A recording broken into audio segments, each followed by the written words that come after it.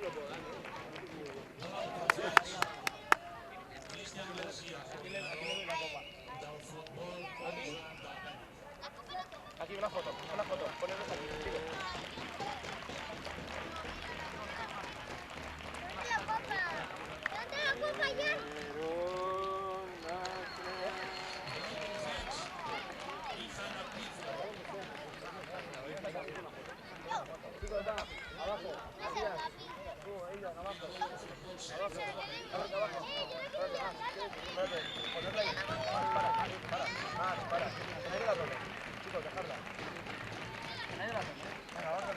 Abajo. Ponte abajo. Ven, ponte arriba. No, ponte arriba, no. Chicos, una foto bien de equipo. Venga, chicos. Abajo, Alex, bájate. Chicos, no toques la copa. Mirad a la cámara, va. Muy bien. 1, 2, 3, una sonrisa.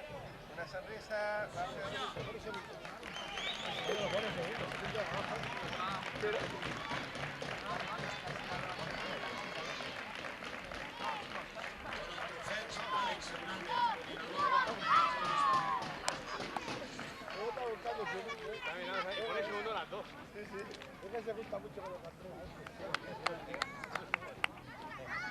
Vale, chicos. Venga, damos la mano. Son las que hay. Venga, vamos. Ahí.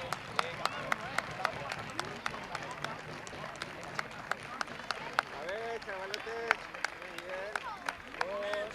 Una peña para los sauristas, San Vicente.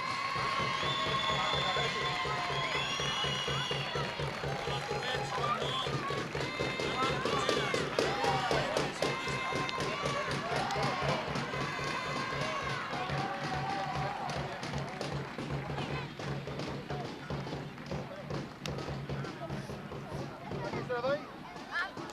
Ahí, vení.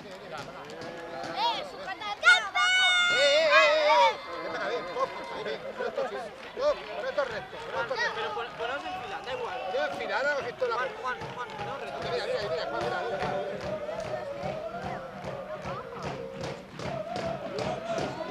Padrino, dejar la copa, si no tocáis la copa. Deja la copa quieta. En el suelo. Ahí. Mira esto para allá, venga, va.